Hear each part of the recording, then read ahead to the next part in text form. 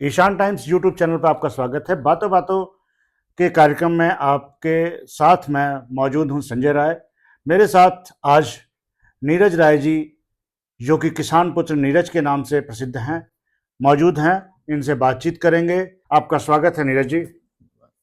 नीरज जी, आप उत्तर प्रदेश से हैं और उत्तर प्रदेश में गाजीपुर जिला आपका है, जो कि शहीदों की धरती कहलाती है। और एक संघर्षों से वहाँ पे आज़ादी के सब वक्त से वहाँ के लोग जाने जाते रहे हैं। हमारे राष्ट्रीय परिप्रेक्ष्य में अब्दुल हमीद जी का भी ज़िला वही है, गाजीपुर है। और गाजीपुर से बहुत से रणबांकुरे निकले हैं, वहीं इसी धरती से आप हैं, और इसलिए मुझे गौरवान्वित है कि आपसे बात कर रहा हूँ। आप कहाँ, कैसे, क्या है, आप अपने पहले जन्म कहाँ हुआ, किस तरीके से और किस तरीके का आपका पारिवारिक परिवेश रहा है, उस पर थोड़ी सी चर्चा करें। देखिए, गाजीपुर उत्तर प्रदेश के गाजीपुर जनपद से जहाँ से मैं आता हूँ, वो जनपद में गांव है शेरपुर। क्योंकि शेरपुर ग्राम पंचायत भारत की बड़ी पंचायतों में से एक है और उस हमारे गांव का एक इतिहास भी है। वह इतिहास ऐसा है कि आज़ादी के लड़ाई में भी हमारे गांव का बहुत बड़ा योगदान रहा है। 18 अगस्त 1942 को एक ही साथ 8 लोग शहीद हुए थे। गांधी जी के आह्वान पे जो आंदोलन हुआ था, और पूरे देश में पहला गांव रहा कि इतने शहीद एक साथ हुए। और हमारे देश में भारत के शेरपुर ऐसा गांव है 6,38,588 गाँव में, जो सबसे ज्यादा स्वतंत्रता सेनानी भी रहे, और हमारे भी फोर फादर को उसमें रहने का सौभाग्य प्राप्त हुआ। और मैं शेरपुर से हूँ, बहुत ही साधारण परिवार से। इतना भी नहीं कि मैं बहुत बड़ा हमारे परिवार का बैकग्राउंड रहा हो। पिताजी साधारण से किसान, उन्होंने जिन कठिनाइयों से मेरा पालन पोषण किया, कहीं ना कहीं मुझे उसको जाकर नौकरी करना चाहिए था, लेकिन उनका ही सहयोग और योगदान रहा कि मुझे सामाजिक और सार्वजनिक जीवन में आने का सौभाग्य प्राप्त हुआ। और गाजीपुर में 2001 में मुझे कॉलेज लाइफ जब मिलती है, तो मैं सहजानंद पीजी कॉलेज, गाजीपुर का अच्छा कॉलेज है, उस कॉलेज में मेरा जो एडमिशन हुआ था, और वहीं से मेरी आगे की शिक्षा दीक्षा हुई। उससे पहले की शिक्षा इंटर कॉलेज मोहम्मदाबाद में हुआ था। अब छात्र राजनीति में आने का ऐसे अवसर मिल गए, कुछ ऐसे सिचुएशन क्रिएट हुए कि मुझे आने का मौका मिला, और मैं छात्र नेता के तौर पर वहाँ पर उभर कर आया। इसी दौरान कई आंदोलनों में भी मैं हिस्सा लिया, जिसमें कि एक चर्चित आंदोलन रहा है कि भारतीय जनता पार्टी के एक विधायक हुआ करते थे, कृष्णानंद राय जी, जिनकी हत्या कुछ बदमाशों के द्वारा कर दी जाती है। पूरा जिला आतंकित हो गया था। उस समय छात्रों को यूनाइट करके उन लोगों के खिलाफ, अपराध और अपराधियों के खिलाफ आंदोलन करने का भी मुझे सौभाग्य मिला। उस आंदोलन में तो घनेरों मुकदमे भी झेला, और इसी तरह से धीरे धीरे मेरा सामाजिक जीवन शुरू होता गया, और लोगों के बीच में अपने जो युवा साथी हमारे थे, अकेला चना भाड़ नहीं तोड़ता, लेकिन हमारे सहयोगियों की संख्या, एक साधारण परिवार से था, उसके बावजूद भी सहयोगियों की संख्या बहुत ज्यादा होती रही। फिर क्रमशः 2010 तक यह चला।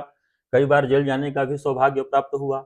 आखिरी बार मैं जेल गया था 16 जनवरी 2010 को, जो कि 5-6 महीना रहने का अवसर मिला था जेल में। उसके बाद से मैं किसान आंदोलन में आया, देश के विभिन्न स्थलों में मैं गया। जेल तो आंदोलन की वजह से गए होंगे, कुछ सामाजिक कार्यों के नाम से गए होंगे, हाँ, कि छात्र बदमाशी में आंदोलन, गए? नहीं छात्र आंदोलन, छात्र राजनीति कहे ये ये छात्र राजनीति, राजनीति। राजनीतिक हाँ, मुकदमों से आपराधिक मुकदमा नहीं, दर्जनों हमारे पे छात्र राजनीति के मुकदमे तो पड़े हुए हैं। उसको लोग मोड़ सकते हैं ना, कि क्या नाम है, तो किधर है, क्या है। तो मोड़ सकते हैं। तो आपराधिक रिकॉर्ड अब तो हर चीज ऑनलाइन पड़ा हुआ है, उसको देखा भी जा सकता है हाँ, कि हम हाँ। अपराधी हैं। उन लोगों से तो बहुत ही बेहतर हैं जो कि अपराध करके राजनीति में अपना हम्म, सुचारिता की बात करते हैं। लेकिन मैं तो छात्र जीवन में सामाजिक मुद्दों को लेकर मैं आंदोलन जी करता रहा जी हूँ। जी जी। जी। तो मैं ये कहूँगा कि ये तो हुआ आपकी राजनीतिक बातचीत। आपने उसी वक्त में कुछ दिन भारतीय जनता पार्टी के साथ भी काम किया था, और भारतीय जनता पार्टी से अलग हुए कुछ लोगों के साथ भी काम किया था, और उसके बाद आप कैसे कैसे आगे बढ़े? नहीं, मैं कभी क्या कर भारतीय जनता पार्टी का जो साधारण सदस्य नहीं रहा, कभी अच्छा, भी नहीं रहा। अच्छा। लेकिन मेरे छात्र राजनीति में तेवर को देखते हुए भारतीय जनता पार्टी की वहाँ की जो कमेटी हुआ करती थी, अब वहाँ पर सपा और भाजपा, यही बसपा चलती थी। तो कस्टिज्म का जो आप देख ही रहे हैं कि फलाना अग्रव की इनकी है, तो पिछड़ों की वो है, दलितों की बसपा है। उस हिसाब से हमको भी स्वघोषित अपने आप कर लिए थे। कोई काम होता था हॉस्पिटल का, कचहरी का, कोतवाली का, तो ये हमको फोन घुमा दिया जाता था कि आप थोड़ा सा देख लीजिए। लेकिन हम वहाँ पर सभी समाज को एक साथ लेकर चलने का काम करते रहे, और जितना दिन तक गाजीपुर में छात्र राजनीति में रहे, तूती बोलती रही। ऐसा भी नहीं रहा कि मैं अपने मुंह से इस चीज को बोलता हूँ। लोगों की सेवा करने में बड़ा मजा आता था। लेकिन मैं जुड़ा रहा, गोविंदाचार्य जी से मैं जुड़ा रहा, उमा भारती जी के साथ भी मैं जुड़ा रहा। उमा भारती जी की एक यात्रा भी निकली थी, जनादेश यात्रा, उसका मैंने स्वागत भी किया गाजीपुर में। मोहम्मदाबाद में बहुत बड़ा कार्यक्रम भी हुआ था। जो कि मतलब वो बहुत सराहा गया था हमें। लेकिन धीरे धीरे मैं देखा, आगे जो बढ़ता गया तो यह देखा कि राजनीति में आगे आने के लिए पारिवारिक बैकग्राउंड का होना मजबूत होना बहुत जरूरी है।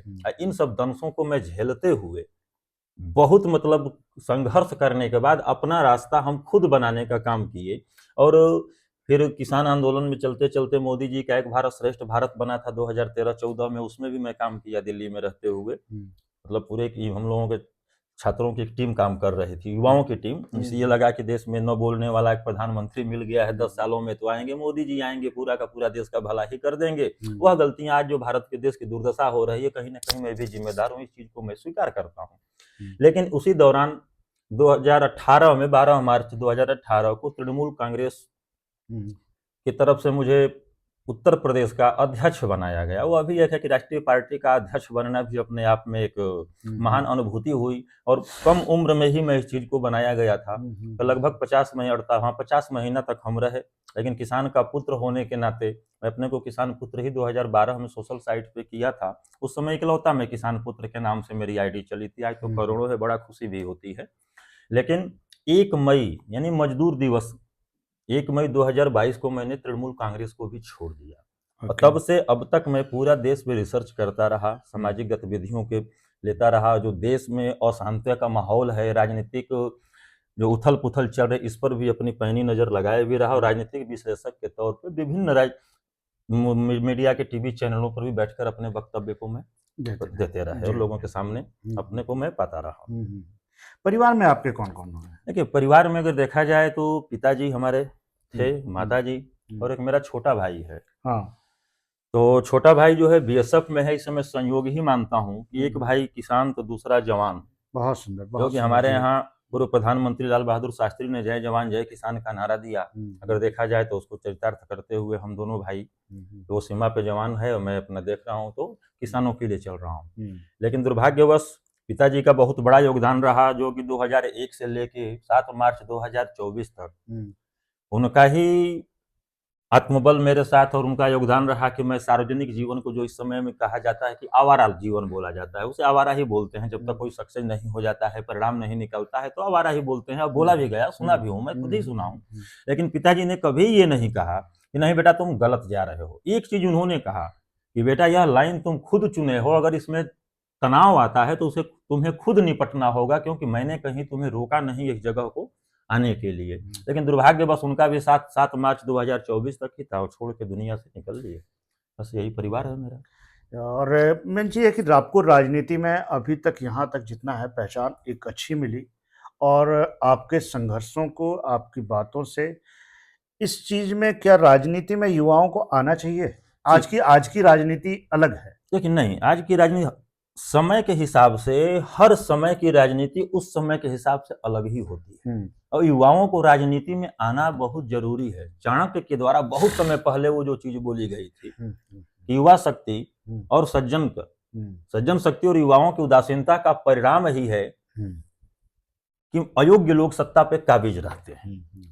लोग क्या होता है, अगर ये कोई कहे कि मुझे राजनीति से मतलब नहीं है, यह गलत चीज है। कोई राजनीति में इंटरेस्ट दिखाए या न दिखाए, लेकिन राजनीति उसके में ऑलरेडी इंटरेस्टेड है, क्योंकि सत्ता के आप अधीन हैं, संविधान के अधीन हैं आप, संविधान के तहत ही काम करेंगे। और संविधान को संचालन कौन करता है? तो राजनीति में बैठे हुए नेता ही करते हैं, सरकारें ही करती हैं। ये कोई कह के पल्ला नहीं झाड़ सकता। जो पल्ला झाड़ता है, इसका मतलब कि देश के प्रति वो अपनी जिम्मेदारी को निभाने में असमर्थ पा रहा है।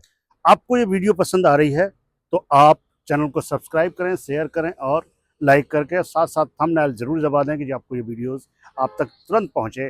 नमस्कार। उत्तर प्रदेश में एक कहावत है कि आप कुछ रुपयों का कुर्ता पैजामा लीजिए, एक सदरी लीजिए और आप एक मोबाइल हाथ में है तो आप नेताजी बन जाते हैं। नहीं, उत्तर प्रदेश में ही ये कहावत नहीं है। उत्तर प्रदेश में विशेष रूप से आप देखा जाता है, कई कवि सम्मेलनों में कई कवियों ने बोला, कई समाज उसमें बोला, तो ये कटाक्ष लोग करते हैं कि वहां पर बन जाते हैं लोग। नहीं, एक्चुअली है क्या कि उत्तर प्रदेश एक बड़ा प्रदेश है। हाँ। आबादी के दृष्टिकोण से विश्व का 7वां देश हो जाता है। तो उत्तर प्रदेश बड़ा है, इसलिए वहां पर इसको देखा जाता है। वर्तमान स्थिति देश के हर हिस्सों में वह किस लिए है कि युवा, इस चीज को तो मैं मानूंगा कि आज से 10 साल पहले जब इंटरनेट का प्रचलन नहीं था, हाँ, तब उस समय सामाजिक कार्य होते थे, राजनीति होती थी, वह वाकई जमीन पे उतर के होती थी, जिसे हम लोग भी करते थे। क्योंकि प्रिंट मीडिया का जमाना था, तो जरूरी था कि आप काम करोगे, अनवरत काम करोगे, तभी प्रिंट मीडिया आपका सहयोग और साथ देती। अब इंटरनेट का जमाना आ गया, फेसबुक आ गया, क्षणिक मतलब एक ऊर्जा का संचार होता है, लोग तुरंत गए,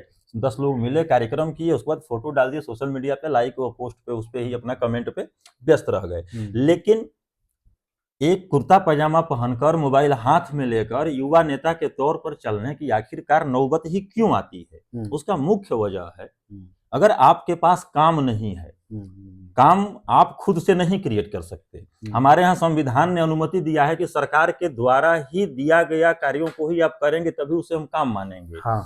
अगर आप ये कहें कि मैं खुद से अपनी चीजों का प्रोडक्शन करता हूं, तब भी आपको सरकार से ही अनुमति लेनी है। हर चीज तो सरकार आपको जाल में बना के रखी हुई है। अब युवा क्या करते हैं कि इस समय जो आबो हवा चल रही है, सबको सम्मान चाहिए, सबको दिखना है, उसके लिए सबसे आसान तरीका वो है कुर्ता पैजामा पहनो, मोबाइल ले लो और कहो कि हम युवा नेता हैं, और किसी नेता के पीछे भागते रहो। यह गलत है। अगर आपको नेता बनना है तो कर बहिया वाला अपने छोड़ पर आई आस, दूसरे के बल पे मत जाइए। आपके अंदर उतनी ऊर्जा है, उतनी क्षमता है, क्योंकि युवाओं को ही, इन युवाओं का दोहन करके ही कोई नेता बना हुआ है। तो आप युवा हैं तो अपना दोहन मत कराइए। दूसरे की ऊर्जा को संचार आप कर सकते हैं तो अपनी ऊर्जा को संचारित करिए और आगे बढ़िए उसमें। आज आप चंडीगढ़ आए हुए थे, कोई खास विशेष वजह? जी, कुछ विशेष वजह थी। चंडीगढ़ पंजाब में आना हुआ था कि आज देश को एक नई राजनीतिक पार्टी देने के लिए आज हम लोगों ने अपने एक पार्टी का यहाँ पर प्रेस कॉन्फ्रेंस किया है, और आगे की कार्रवाई, रजिस्ट्रेशन की कार्रवाई हम लोग करेंगे, क्योंकि राष्ट्रीय नेशनल कोई नई राष्ट्रीय पार्टी बना रहे हैं आप लोग? नेशनल लेबर पार्टी के नाम से हम लोग पार्टी का रजिस्ट्रेशन कराने का आज मन बनाए हैं, इसीलिए आज प्रेस कॉन्फ्रेंस हुआ। और यह वर्तमान के जो राजनीतिक दल हैं उन दलों से थोड़ा सा अलग जाएगा, क्योंकि देश के जितने प्रदेश हैं, हर प्रदेशों से 2-2, 4-4, 10-10 फाउंडर मेंबरों को लेकर हम लोग बनाने का काम करेंगे, और सभी सक्रिय फाउंडर मेंबर। क्योंकि वर्तमान की राजनीति हमेशा अतीत को देख के भविष्य बनाती है, और आम बोलचाल में जो जीवन होता है वर्तमान से भविष्य बनता है। तो पीछे की जो हलचलों को देखा गया है उसको थोड़ा सा बढ़िया से दुरुस्त करके एक नवीनीकरण करते हुए हम लोग एक संगठन का निर्माण करने जा रहे हैं। उसमें क्या क्या, किस चीज का क्या आपके एजेंडाज रहेंगे? देखिए, हर एक पार्टी का जो एजेंडे होते हैं वो सेम होते हैं, क्योंकि पूरा देश एक परिवार होता है। तो परिवार में जिन जिन चीजों की, तो हम लोगों ने खास तौर से इस पे, कृषि प्रधान देश भारत है, 6000 से ऊपर फसलों का उत्पादन होता है, तो खास तौर से एजेंडा के तौर पर जो अर्थव्यवस्था हमारा किसान है, तो अर्थव्यवस्था पर इस पे हम काम करेंगे। किसान है, युवा है, जवान है, महिलाएं हैं, अन्य रोजगार जो है, और कृषि आधारित रोजगार को आगे बढ़ाने के लिए ही हम लोग काम करके चलते रहेंगे। जी। इसमें क्या केवल पंजाब या उत्तर प्रदेश के ही लोग होंगे या पूरे राष्ट्र में बनाने का है? जैसे क्षेत्रीय पार्टियों का एक चलन इस तरह चल पड़ा है। नहीं, देखिए, कहा गया कि समुद्र की चाहत रखने वाले नदी नालों की परवाह नहीं करते। तो क्षेत्रीय पार्टियों की तरह मुझे नहीं पार्टी बनाना है, मुझे पूरे हिंदुस्तान का जनता के लिए, 150 करोड़ आबादी के लिए पार्टी बनाना है, न कि किसी प्रदेश और एक सीमा में बंधना नहीं है। ये सभी राष्ट्रीय पार्टियां जो भी हैं उन्होंने श्रम प्रकोष्ठ, महिला प्रकोष्ठ और क्या कहते हैं कि युवा प्रकोष्ठ, हर तरह का प्रकोष्ठ बनाया हुआ है, लेबर का भी बनाया हुआ है। तो आपने तो नाम ही केवल श्रमिकों के नाम से रख दिया, लेबर पार्टी। लेबर पार्टी इसलिए रख दिया हाँ, कि जो इसमें तो आप कहीं इंटेलेक्चुअल लोग कहेंगे तो लेबरों की पार्टी हो गई। भाई, जो पढ़े लिखे लोग हैं वो अभी तो लेबर हैं, डिग्री कॉलेज, इंटर कॉलेज में ढाक पे पढ़ा रहे हैं, यूनिवर्सिटियों में ढाक पे पढ़ा रहे हैं, तो दिहाड़ी पे ही तो पढ़ा रहे हैं। अभी तो लेबर उनका तो भौकाल अलग है ना, कि हम तो प्रोफेसर साहब हैं। वो भौकाल अलग नहीं है उनका। वहीं पर जो नौकरी कर रहा है, जो आयोग के द्वारा चयनित होकर जा रहा है, प्रवक्ता या प्रोफेसर जा रहा है, 1 लाख प्लस में सैलरी पा रहा है, आप वहाँ 25,000, 30,000 में पा रहे हैं, तो आपका भौकाल तो वहीं पे डाउन हो गया। तो जो पुराने चयनित हैं आयोग के द्वारा, उनका भौकाल, और नए में तो लेबर तो पूरे देश को बना के, हर विभाग को देखिए ना, इस संविदा पे नौकरी रख लिया जा रहा है। 500 रुपया दिहाड़ी का जो कोर्ट ने आदेशित किया है। लेकिन MBA किए हुए, MCA किए हुए, अच्छे डिग्री लिए हुए लड़के लड़कियां 10-10 हजार, 12-12 हजार रुपया पे काम कर रहे हैं। मजबूरी है, तो लेबर है। आज तो सरकार आज नौकरी देके राजी नहीं है। संविदा पे जिस तरह से कहा कि संविदा पे आप लोग रख रहे हैं, और संविदा भी आज नहीं है। आज केवल PPP मॉडल पे काम करा रहे हैं कि पर्सनल आओ जी पार्टनरशिप वाला ले लो, और ठेकेदारी प्रथा चला दी है। और ठेकेदार भी कितना ले रहा है सरकार से, कितना दे रहा है ये भी नहीं मालूम है।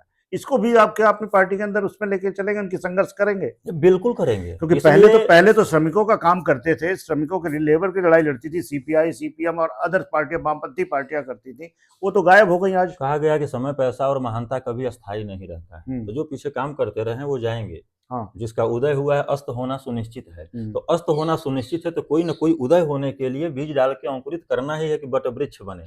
वह वटवृक्ष नेशनल लेबर पार्टी हो सकती है। रही बात रोजगार कैसे देंगे, सरकारें सब जानती हैं। हिंदुस्तान के अंदर ये होता है कि चुनाव से पहले किसान और एग्रीकल्चर की बात करी जाती है। जो ही चुनाव बीतता है, पाश्चात्य का नकल करते हुए इंडस्ट्रीज पे भागते हैं। अगर यहीं पे कृषि आधारित रोजगार डेवलप कर दें तो हर गांव, हर ग्राम पंचायत में रोजगार डेवलप हो जाएगा। किसानों को अच्छा दाम भी मिलेगा, उनके लड़कों को रोजगार भी मिलेगा, आम का आम, गुठलियों का दाम किसान को मिलेगा। लेकिन जो राजनीतिक परिवेश में चल रहे हैं नेता, जो पार्टियां चल रही हैं, उनको इनकम नहीं हो पाएगा। जैसे कि अब देखते होंगे पूर्वांचल में ही जो गोरखपुर एरिया में कोसी नदी का बाढ़ आता है, बिहार और पूर्वांचल का एरिया जो है, अरबों खरबों रुपया नुकसान हो जाता है। एक 1963 में कमेटी बनाई गई थी, उसने बताया भी था उसमें कि अगर वो बांध बना दिया जाता है, बांध बन जाता है, तो नेपाल और यूपी और बिहार को बिजली जो आधा आधा मिलेगी, उस बिजली से यूपी को जो बिजली मिलती है, उस बिजली से पूरा यूपी के साथ साथ अन्य कई प्रदेशों का भी फायदा होगा। लेकिन 63 से लेके आज तक नहीं बन पाया। वो रीजन है उसका, बन जाएगा तो अरबों खरबों रुपए का जो बाढ़ को लेकर घपला होता है वह बंद हो जाएगा। तो जितने भी है पहले आओ पहले पाओ, हम आ गए तो हम लूट रहे हैं। एक बात बताइए, 11 साल में कांग्रेस पहले थी सत्ता में, क्या देश के अंदर एक भी बढ़िया नेता बता दीजिए जो कांग्रेस का जेल में हो, या उत्तर प्रदेश में एक नेता बता दीजिए समाजवादी पार्टी का कि जो जेल में हो 8 सालों में? नहीं है। हर प्रदेश की वही कहानी है। तो दोनों तरफ से मतलब चित्त भी मेरी, पट भी मेरी, दोनों के हाल वही है। तो इन सब गलतियों को देखते हुए नेशनल लेबर पार्टी बनाना अति आवश्यक है। इस पर हम काम कर रहे हैं। और इस पार्टी की नीति है, न एक चेहरा रहेगा, न एक नारा रहेगा, न एक पोस्टर रहेगा। अब आयातित नेताओं की कमी रहेगी, आयातित नेताओं को नहीं लेंगे, जो हमारा कैडर रहेगा वही आएगा। ठीक है, थोड़ा देर होगा, काम कठिन है, लेकिन असंभव नहीं है, इसको हम कर लेंगे। अब तक तो असंभव ही काम किए हैं ना। कैडर बेस्ड पार्टी आप करने का तैयारी बिल्कुल बिल्कुल, जिस परिवार से हम आते हैं, जिस तरीके से आज नीरज जी ने अपनी बेबाकी से अपनी बात को रखी, आज ये नई पार्टी का गठन कर चुके हैं, और जिसके रजिस्ट्रेशन की प्रक्रिया और अन्य चीज़ों में आज इन्होंने चंडीगढ़ के अंदर प्रेस कॉन्फ्रेंस, बड़ी प्रेस कॉन्फ्रेंस की, और उसके बाद आज हमसे बातचीत करने का आपने वक्त दिया। आपका बहुत बहुत धन्यवाद, बहुत बहुत आभार। और ईशान टाइम्स के बातों बातों के कार्यक्रम को आप लाइक, शेयर, सब्सक्राइब जरूर करें। नमस्कार, मिलते हैं अगले एपिसोड में।